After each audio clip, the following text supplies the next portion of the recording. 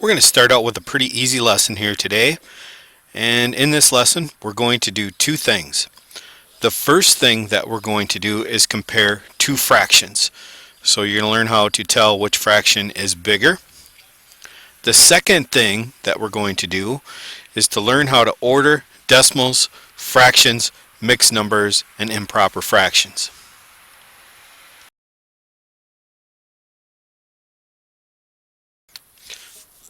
In this first part with comparing two fractions, I'm going to compare 3/7 and 2/3. I can't tell which one is bigger because I don't have the same denominator. Denominator is the bottom number of the fraction. On one fraction I have 7, on the other fraction I have 3. So the first thing I want to do is find a common denominator. So I have to think about what number 7 and 3 will go into. And the first number that they share in common is 21. So I'm going to make a new fraction with 21 as my denominator. And over here I'm going to do the same thing. I'm going to have 21 as my denominator. Okay, how did I turn 7 into 21? I multiplied it by 3. 3 times 7 is 21. So I also have to do that with the numerator 3. 3 times 3 is 9. So with this first fraction right here, it's 9/21. Okay, the second fraction then, I took the 3 and I multiplied it by 7 to get 21. So I also have to multiply 2 by 7. Think about what 2 times 7 is, and you will come up with, that's right, 14. So on this fraction I'm going to put 14 on the top, and then I'm just going to rewrite it. 9 is smaller than 14, so my bigger fraction is 2/3. So I'm going to write 3/7 is less than 2/3, or 2/3 is greater than 3/7. So that's the first fractions that we will compare. Let's compare another set of fractions here. Now I'm going to compare 1/4 to 2/8. So what you have to remember here is we want the same number on the bottom. So I have to think about what number 4 and 8 share in common. Well, that is 8. So with this second fraction, I don't have to do anything. So I'm just going to write 2/8 here. Now to turn 4 into 8, think about how you're going to do that. Are you thinking? You have to multiply, and you're going to multiply by 2. 2 times 4 is 8. So I also have to do that with the numerator 1. I have to multiply that by 2. 2 times 1 is 2. Okay, these two fractions are equal. Let's go on to our final one, and I'm going to show you the shortcut here. Remember, I changed my fractions, so I had two fractions with the same denominator, and actually you can do a shortcut step here, and you can just cross multiply. So I'm going to do 12 times 8, and I'm going to do 11 times 9.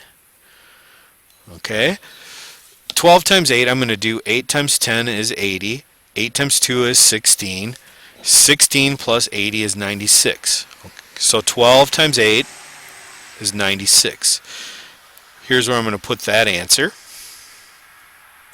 Okay. Now let's do the other one. 11 times 9, real easy to do. We're just multiplying by ones, so we get 99. Now what is bigger? 99 is bigger than 96. So if I rewrite my answer, I would have 9/12 is greater than 8/11. Okay, so that's the process for comparing fractions. Please use this shortcut method. Now, if you need to review this lesson, you're free to do that as many times as you need to. In a moment here, we're going to go on to the next thing, which is going to be ordering fractions, decimals, percents, mixed numbers. A good metaphor for converting fractions, decimals, and percents is to think of Clark Kent. Who does Clark Kent turn into? he can turn into Superman. So what I'm saying here, when it comes to conversions, a fraction can become a decimal, a fraction can become a percent can become a fraction, a percent can become a decimal. So it's easy to jump these numbers back and forth between their different forms.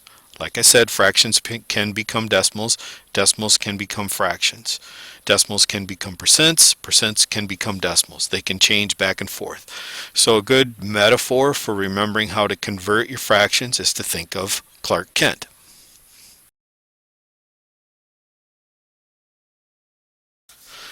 I have to order these numbers from the least to the greatest. It presents a little bit of a problem because they're all in different forms. I have 53%, 3/7, 4/3, and the last one is read as 41/100. In order to compare them, I have to think of my metaphor, which is Clark Kent, and I have to get them all in a common form. Usually when you get a problem like this, you can look at it and you can see which form you want to go to. Sometimes it's going to be fractions, sometimes it's going to be decimals, sometimes it will be percents. In this particular problem here, I'm going to want to convert to decimals. Okay? 4/3 is a special kind of a fraction. It's called an improper fraction, and the reason it's called an improper fraction is the top number is bigger than the bottom number. If I were to divide this out, because remember the fraction bar means division, 3 would go in there one time. 4 minus 3 is 1. I would have the number 1 1/3. Hey, this number is bigger than 1. All these other numbers are smaller than 1. So I know that this one, 4/3, is going to be last. So let me repeat that. I know that 4/3 is bigger than 1, so that's my biggest number. Okay, so let's just deal with that 53%. Let's turn that into a decimal. So I'm going to rewrite that over here, 53%. Alright, in every percent there's an invisible decimal, and it goes in between the percent sign and the number. And then to turn it into a decimal, you simply move 2 places to the left. Okay, so if I rewrite this number, I have 0.53. Hey, I know that that is smaller than 4/3, but it's bigger than 0 and 41/100. So now I just have to deal with one number here, and that's 3/7. Remember, your fraction bar means divide. So over here, let's put 3 in the box and put the 7 outside of the box. Okay, will 3 go into 7? No. So I'm going to put a decimal there, put a decimal there, write my 0. 7 goes into 30. 7 times 4 is 28. So I write my 28. Draw my line. Got to borrow because I can't take 8 from 0. Make that a 10. This becomes 2. Not good enough. I need to make it fatter, so I'm going to add a 0 there. And now 7 will go into 20. It won't go 3 times. That's too big. Only 2. 14. You subtract, you get 6. I would have to keep going with this, but actually I can stop there because now I know enough. This is 42/100, and that's bigger than 41/100. So my smallest number then is, and this is how you'll have to rewrite it when you order from least to greatest, you have to put them back in their original form. I got 0.41. My next number is 3/7 because that's 42/100. So I write 3/7. Next I have 53%. And my biggest number then is 4/3. So I finish writing that 3, and there I have just ordered them from the least to greatest. Remember, when you order from least to greatest, you have to do conversions. You look at all the numbers in your problem, and that's usually going to tell you, hey, what's its easiest to convert to? After you figure out what it's easiest to convert to, be it decimals or fractions, you just convert it like I did here, and then you line them up from smallest to biggest. If you need to watch this video again, please do so, but this is how you order fractions, decimals, percents, and mixed numbers.